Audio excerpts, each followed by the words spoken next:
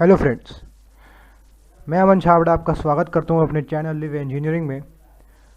आज हम बात करने वाले जिस लेक्चर की काफ़ी इंपॉर्टेंट लेक्चर है, तो इसलिए आप बिल्कुल इसे सिंसियरली देखिएगा, पूरी वीडियो को पूरा देखिएगा बिल्कुल। और कोई भी डाउट अगर हो तो आप वीडियो को पॉज करिएगा, सोचिएगा। और अपने डाउट्स अगर क्लियर नहीं हो पा रहे तो ज़रूर आप उसको अलग से लिख लीजिएगा और बाद में हमसे ज़रूर कमेंट सेक्शन में लिख के पूछिएगा। बिना टाइम वेस्ट करे आज स्टार्ट करते हैं हम आज का लेक्चर और देखते हैं कि आज हम किन टॉपिक्स को डिस्कस करने वाले हैं। आज हम बात करेंगे एड्रेसिंग मोड्स की और उनके कुछ टाइप्स की। What are addressing modes? Addressing modes हमने पहले भी ब्रीफ में आपको बताया मैंने कि एड्रेसिंग मोड्स होता क्या है। They specify the mechanism by which the operand data can be located. इसका मतलब यही है कि एड्रेसिंग मोड स्पेसिफाई करते हैं कि हम जो ऑपरेंड किसी पर्टिकुलर इंस्ट्रक्शन में एक्सेस कर रहे हैं उसे हम किस लोकेशन से कैसे एक्सेस कर पाएंगे, वो हमारा एड्रेसिंग मोड स्पेसिफाई करता है। सम ISAs are quite complex and supports many addressing modes. Some ISAs मतलब some instruction set architectures are quite complex and supports many addressing modes. कुछ complex होते हैं और काफ़ी सारे addressing modes support करते हैं कुछ instruction set architectures. ISAs based on load store architecture are usually simple and support very limited number of addressing modes. ये भी क्लियर होगा आपको कि ये वो ISAs जो कि सिर्फ और सिर्फ लोड स्टोर आर्किटेक्चर पे बेस्ड होते हैं, जो उन पे वर्कआउट करते हैं, काफ़ी सिंपल होते हैं और हमारे limited number of addressing modes को सपोर्ट करते हैं। वेरियस एड्रेसिंग मोड जो एग्जिस्ट करते हैं उन्हें देखते हैं। Immediate addressing mode, direct addressing mode, indirect addressing mode, register addressing mode, register indirect addressing mode, indexed, stack, relative, auto increment, auto decrement based etcetera.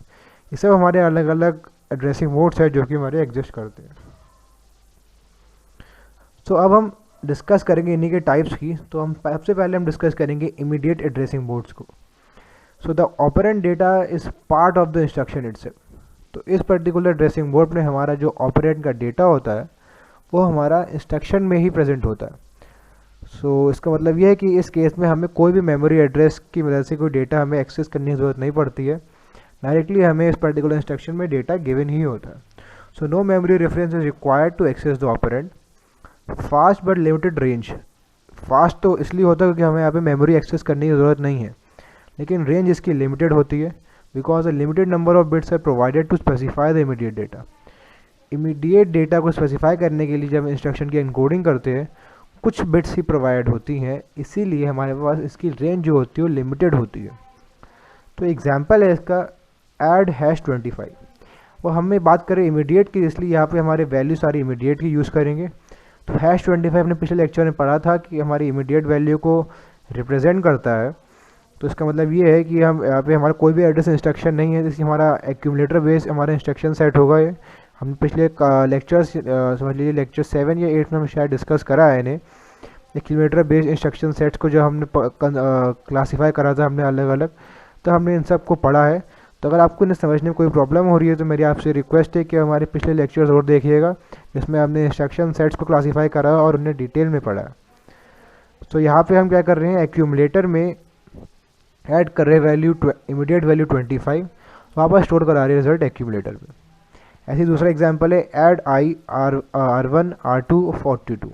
इसका मतलब ये है कि यहाँ पे हम R2 में 42 यानी कि इमीडिएट डेटा जो गिवन है वो ऐड करा रहे हैं और उसका रिजल्ट स्टोर करा दे रहे हैं R1 में। और यहाँ पे जो एडिशन हो रहा है वो हमारा सिंपल एडिशन नहीं है, वो हमारा इमीडिएट एडिशन है, क्योंकि इसलिए यहाँ पे लिखा है add I represent immediate. R1 is equal to R2 plus 42 here. आपको क्लियरली समझ में आ रहा होगा ये देख के, यहाँ पे आपको ये डायग्राम में भी समझ में आ रहा होगा। या कि अगर हम इस इंस्ट्रक्शन की बात करते हैं, यहाँ पे हमारा ऑप कोड होगा ऐड और इमीडिएट डेटा होगा हमारा #25। अब हम बात करते हैं डायरेक्ट एड्रेसिंग मोड की। दूसरा हमारा टाइप का एड्रेसिंग मोड है। The instruction contains a field that holds the memory address of the operand. तो यहाँ पे हमारा इंस्ट्रक्शन एक ऐसी फील्ड कंटेन करता है जहाँ पे हमें मेमोरी एक्सेस करना पड़ता है ऑपरेंड को एक्सेस करने के लिए। तो एग्जांपल देखिए ऐड R1 MEM 20A6। तो यहाँ पे हमारा ये एक हेक्साडेसिमल नंबर का हमें यहाँ पे एक एड्रेस गिवन है, वहाँ पे हमें कंटेंट हमें हमारा जो ऑपरेंड जो होगा हमें मिलेगा। ऑपरेंड वहाँ से मेमोरी एक्सेस करने के बाद हम ऑपरेंड मिल जाएगा, उसके बाद हम उसको हम R1 की वैल्यू के साथ ऐड कराएंगे और वापस स्टोर करा देंगे रिजल्ट R1 में ही। तो यहाँ पे हमारा जो डायग्राम होगा वो कुछ इस प्रकार होगा कि यहाँ पे हमारा एक जगह ऑप कोड होगा और दूसरे पार्ट में हमारा ऑपरेंड एड्रेस, जहाँ पे हमें जहाँ से हमें ऑपरेंड को हम एक्सेस कर पाएंगे। तो single memory access is required to access the operand.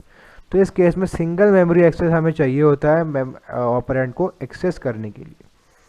No additional calculations required to determine the operand address. तो यहाँ पे हमारे पास हमें ऑपरेंड एड्रेस को डिटरमाइन या कैलकुलेट करने के लिए कोई एडिशनल कैलकुलेशन या कंप्यूटेशन हमें परफॉर्म करने की ज़रूरत नहीं होती है। लिमिटेड एड्रेस स्पेस यहाँ पे भी होता है, as number of bits is limited से 16 बिट्स। यहाँ पे भी हमारे पास एड्रेस स्पेस जो होता है किसी पर्टिकुलर ऑपरेंड को एक्सेस करने के लिए लिमिटेड ही होता है, जैसे कि हमने पिछले एड्रेसिंग मोड यानी कि इमीडिएट एड्रेसिंग मोड में देखा। तो एक डायग्राम यहाँ पे देख सकते हैं कि हम कैसे यहाँ पे ऑपरेंड को एक्सेस कर पाते हैं। तो हमने कहा कि हमारे पास यहाँ पे ऑपकोड होता है और ऑपरेंड एड्रेस होता है। तो हम क्या करते हैं, ऑपरेंड एड्रेस की मदद से उस पर्टिकुलर एड्रेस पे जाते हैं मेमोरी में और वहाँ से हमें हमारा ऑपरेंड मिल जाता है। उस ऑपरेंड को हम ले लेते हैं और उसमें ऑपकोड की मदद से ऑपरेशन परफॉर्म करते हैं और फाइनली इंस्ट्रक्शन को एग्जीक्यूट कराते हैं और हमें हमारा रिजल्ट मिल जाता है। तो इस डायग्राम की मदद से आपको और ज़्यादा क्लियर हो गया होगा कि हम हमारा डायरेक्ट एड्रेसिंग मोड में हम कैसे वर्कआउट करते हैं। अब हम देखते हैं इनडायरेक्ट एड्रेसिंग मोड क्या होता है। So the instruction contains a field that holds the memory address which in turn holds the memory address of the operand. तो यहाँ पे जो हमारा इंस्ट्रक्शन जो है वो कंटेन करता है एक फील्ड जो कि हमारा मेमोरी एड्रेस तो कंटेन करता ही है, लेकिन उस मेमोरी एड्रेस पे जब हम जाते हैं तो वहाँ पे हमारा एक और मेमोरी एड्रेस होता है। तो उसके बाद हमें हमारा ऑपरेंड मिलता है उस एड्रेस को एक्सेस करने के बाद। So 2 memory accesses are required to get the operand value. पिछले डायरेक्ट एड्रेसिंग मोड में हमारे पास हमें एक एक्सेस करने की ज़रूरत थी, लेकिन यहाँ पे थोड़ा कॉम्प्लेक्स है क्योंकि यहाँ पे हमें 2 मेमोरी एक्सेसेस करने पड़ रहे हैं। तो एग्जांपल देखिए, अब ऐड R1 LOC-A। तो यहाँ पे एक ब्रैकेट और आना चाहिए, ऐसे मिसिंग है। आप लोग नोट्स प्रिपेयर करते हो यहाँ पे इंसर्ट कर लीजिएगा एक ब्रैकेट्स यहाँ पे और एक यहाँ पे, जिससे कि आपको समझ में आ सके कि हमें 2 मेमोरी एक्सेस करने हैं। पहला कि हम LOC-A पे जाएंगे, फिर LOC-A पे जाने के बाद हमें यहाँ पे LOC-B मिलेगा। LOC-B में हमारा एक और एड्रेस स्टोर है, तो उस मेमोरी को हम एक्सेस करेंगे और LOC-B में जाके हमें हमारा ऑपरेंड यानी कि यहाँ पे डायग्राम में 10 स्टोर रहेगा ऑपरेंड, तो हमें मिल जाएगा। उसके बाद ही हम अपना ऑपरेंड पे ऑप कोड परफॉर्म कर पाएगा अपनी फंक्शनिंग और फिर ही हमें इंस्ट्रक्शन एग्जीक्यूट हो पाएगा। तो आपको इजीली समझ में आ रहा होगा इस डायग्राम की मदद से। तो डायग्राम्स काफ़ी हेल्पफुल होते हैं हमें हमारा थिंकिंग को थोड़ा सा क्लियर करने के लिए, जिससे कि हमें और क्लियर हो जाता है दिमाग में कि हमारे जो कोई पर्टिकुलर चीज़ उसको हम पढ़ रहे हो कैसे हमारा वर्कआउट करता है।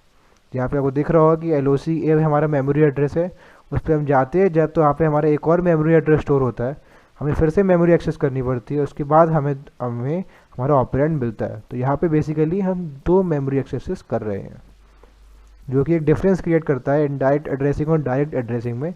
यहाँ पे डायरेक्ट में हमें सिर्फ एक मेमोरी एक्सेस करना पड़ रहा है, यहाँ पे हमें 2 करने पड़ते हैं।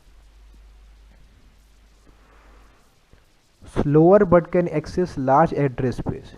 हमारा एड्रेसिंग यहाँ पे क्योंकि हमें 2 बार करनी पड़ती है इसलिए हमारा स्लोअर होता है, लेकिन क्योंकि यहाँ पे हम 2 बार एड्रेस एक्सेस कर रहे हैं इसीलिए यहाँ पे हमारा एक एडवांटेज है, क्योंकि वो ये है कि हमें लार्ज एड्रेस स्पेस को हम एक्सेस कर सकते हैं। Not limited by the number of bits in operand address like direct addressing.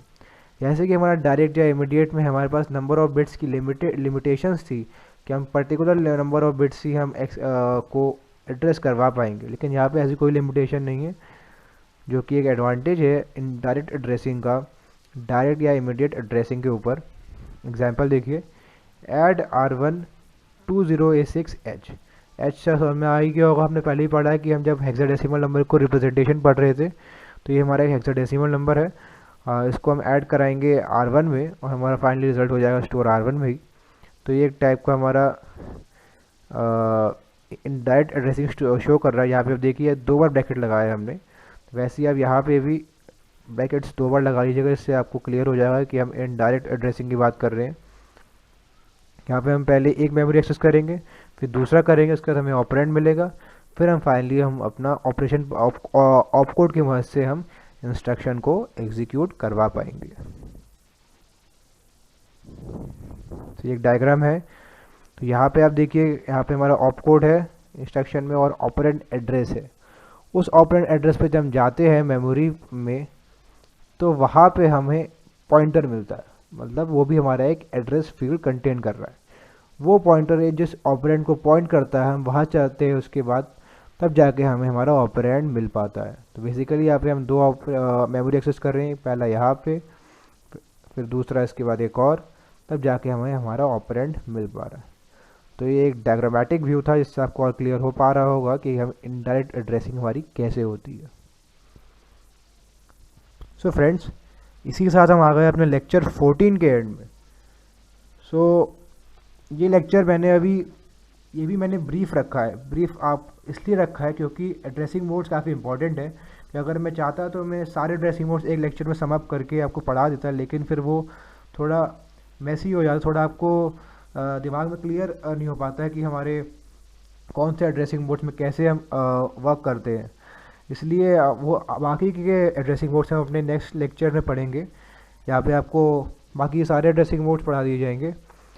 इसमें मैंने सिर्फ 3 एड्रेसिंग मोड्स पढ़ा है, बाकी को उसमें हम ख़त्म कर देंगे एड्रेसिंग मोड्स का टॉपिक।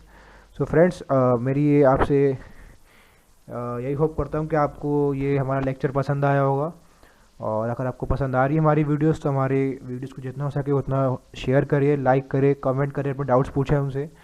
और अगर आपका भला हो रहा है इन वीडियो से तो और शेयर करिए, इससे दूसरे स्टूडेंट्स या दूसरे आपके फ्रेंड्स का भी भला हो सके। So friends, for more videos don't forget to subscribe our channel and also press the bell icon. So friends, I'll catch up with you guys in the next video very soon. Till then, this is Raman Chabda signing off.